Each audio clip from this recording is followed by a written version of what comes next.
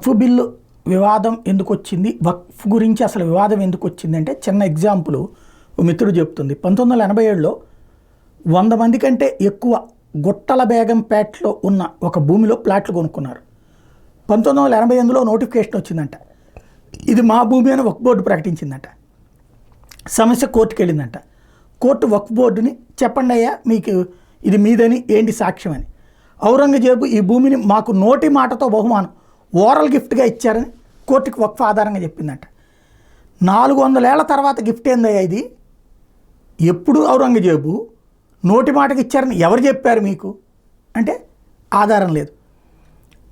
ఇట్లాగా ఉన్నటువంటిది ఇదంతా ఇప్పుడు ఎందుకు చెప్పాల్సి వస్తుందంటే తాజాగా ఒక విచిత్రమైనటువంటి పరిస్థితి. ఢిల్లీలో 6 హిందూ దేవాలయాల్ని, అది ఇప్పుడే కాదు పురాతన దేవాలయాలు వక్ఫ్ ప్రాపర్టీస్ అని చెప్పేసి క్లెయిమ్ చేశారు. ఇందులో ఏళ్ల తరబడి కాదు, దశాబ్దాలు కాదు, శతాబ్దాల తరబడి పూజలు జరుగుతున్నటువంటిది. ఇప్పుడు అది కూడా కోర్టుకు వేయాల్సి వచ్చింది. అలహాబాద్ హైకోర్టే కోర్టుకు వేయాల్సి వచ్చింది కదా.